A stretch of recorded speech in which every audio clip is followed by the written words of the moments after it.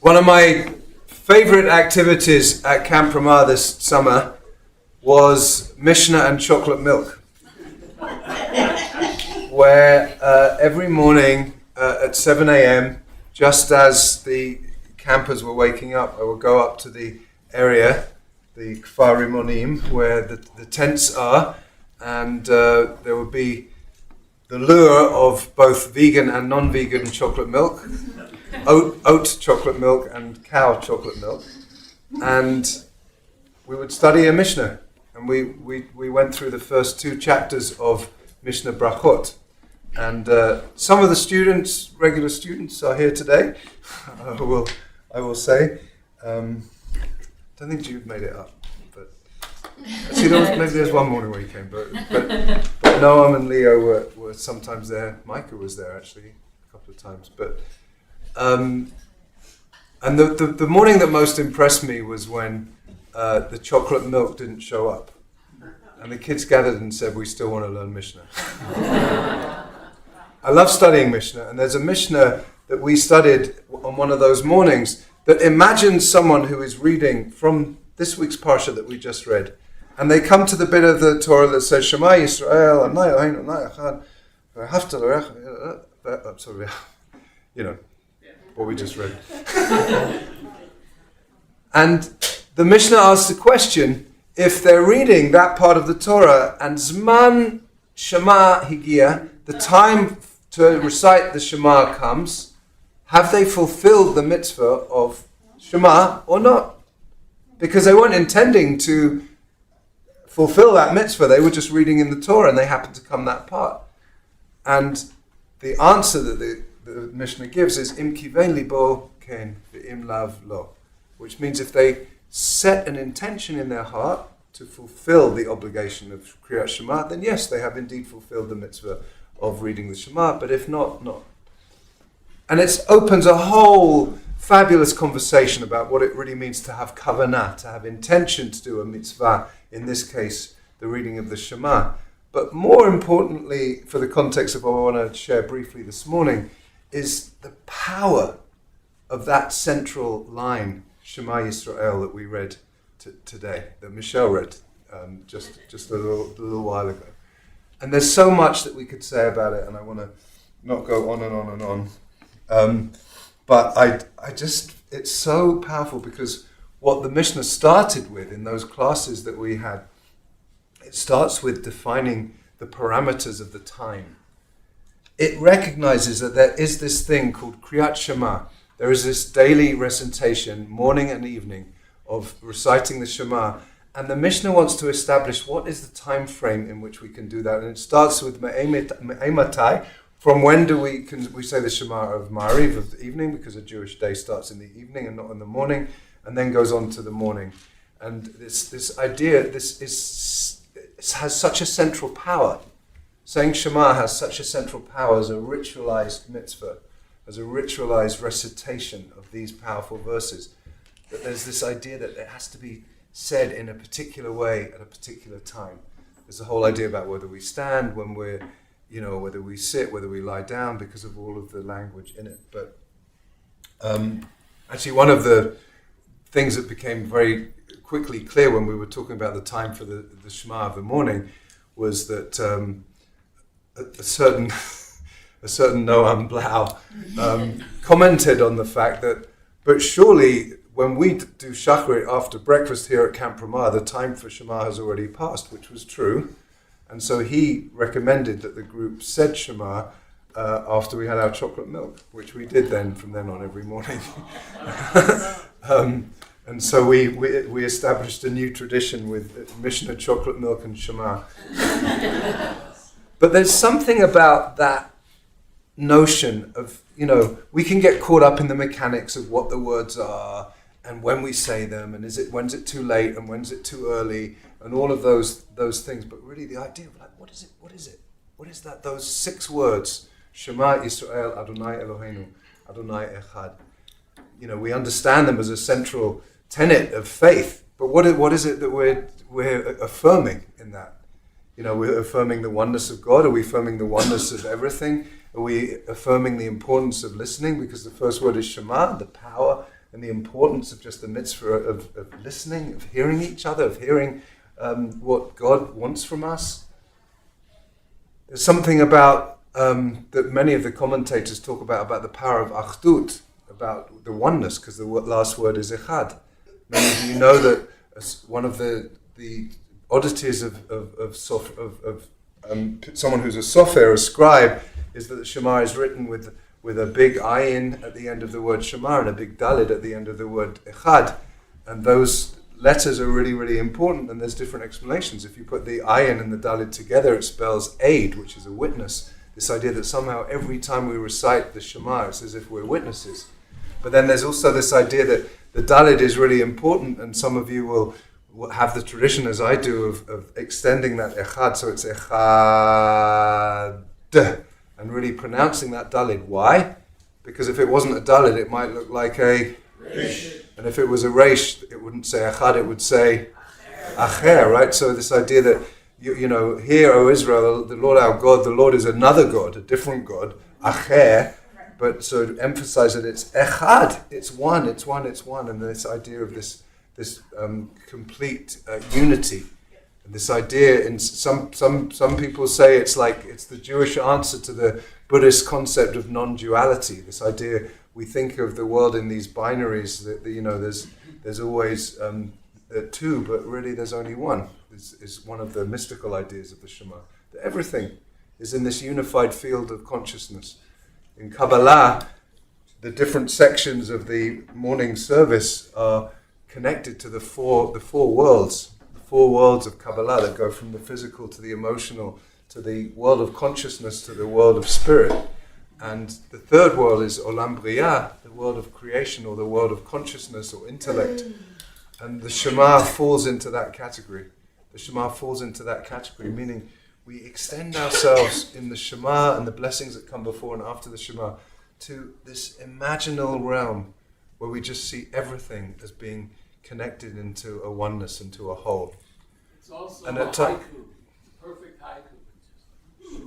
Shema Yisrael, Adonai Eloheinu, Adonai Echad. Nice. 575.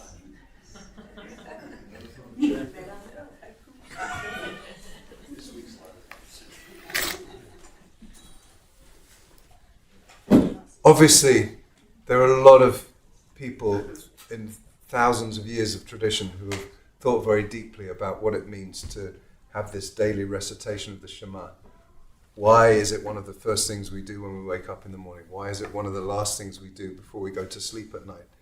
Shema Amitah, the bedtime Shema, a very powerful practice before we go to sleep, sort of going through a little mini teshuvah process of asking for forgiveness from the people I may have hurt through the course of the day, as if every night is kind of a mini Yom Kippur, and then saying the Shema as if to say, you know, everything, all the things that I experienced, some of which were horrifically painful and some of which were delightedly joyful, they're all part of this oneness, right? This idea. It's become a custom for Rav Jacob and I to quote something from Inside Out too. So the idea that whatever my emotional reality has been throughout the course of the day, it's all connected in this achdut, in this oneness. And this tradition that many people have in the paragraph that comes immediately before the Shema, when we say V'havienu l'shalom me'aba kanfat ha'aretz, bringing people together from the four corners of the world, that we bring together, some of us, our four tzitzit, and we hold them against our heart before we say the Shema. And one of my absolute most favorite explanations of that I learned from Rabbi Art Green, who taught in the name of the Baal Shem Tov, that before we can declare God as one, we have to declare ourselves as one. So we take the four tzitzit as if to say that all the aspects of myself, bits of myself that I'm ashamed of and that I push away and make literally on the fringes of myself, I bring them all together to say they're all part of the wholeness of who I am. And I take them and I wrap them around my finger and I hold them against my heart to say Echad, Echad. And then say the Shema, connecting to this idea that I am one and I am part of a greater oneness, which is God's oneness, right? It's a very powerful idea. But one of the teachings that I want to kind of end with and give a little bit of thought to is this very powerful teaching that is attributed to it's quoted in the Nitivot Shalom, and it's attributed to the Ohev Yisrael, who was the original Abraham Joshua Heschel, Avraham Yoshua of Apt, the Apta Rebbe, who was in Mezhebosh, actually. He sort of had, his shul was like next to the Baal Shem Tov shul in Mezhebosh, a great rabbi. His book was called Ohev Yisrael. And he makes this connection, which is so powerful, which is the 6 words of Shema, Shema Yisrael, Adonai Eloheinu, Adonai Echad, are connected to the 6 Arei Miklat, the 6 cities of refuge that are mentioned in the book of Bamidbar. The 6 cities of refuge, which, if you remember the story, that in the ancient world there were these 6 cities that were built where if you committed manslaughter you could flee to one of these cities and you would be protected from a revenge situation of the family of the person whose life you took away accidentally. And they take on such a power. The idea of an Ir Miklat, a city of refuge, a place of safety, a place of refuge. You know, we live in a world that feels very unsafe in so many different ways. And I often imagine, what would it be like to have a city of refuge? And of course, the cities of refuge are, according to many of the Hasidic commentators, are a place where we go internally when we're confronting our own transgressions or our own shame. And we go to a place where we feel completely safe and protected, right? And so there's something connected to me about the spiritual practice of saying Shema evening and morning as part of our central liturgy that's declaring the oneness of everything, but that's also kind of like a protection, like a spiritual protection, especially at a time where we feel so afraid and so uncertain and so broken and so in need of safety and refuge. And it connects also to Shabbat Nachamu, this idea, what does it mean to receive comfort? I asked that question last night in our musical Kabbalat Shabbat, what is this concept of Nachama, of comfort, you know? We're all collectively in mourning in so many ways right now. And when we traditionally go and visit a Beit Avel, a house of mourning, we say, Hamakom yinachem etchem, b'toch sha'av le'tzion v'Yerushalayim, may God give you comfort. And this idea that my presence in a house of mourning is somehow channeling a deeper, higher presence. Not my presence, I mean everyone's presence is a way in which we get into this notion of nechama, of comfort. And so it seems to me that the parallel between comfort and refuge, there's something really similar. I hadn't thought about this before until just this moment. But there's something about that parallel between comfort and refuge and safety.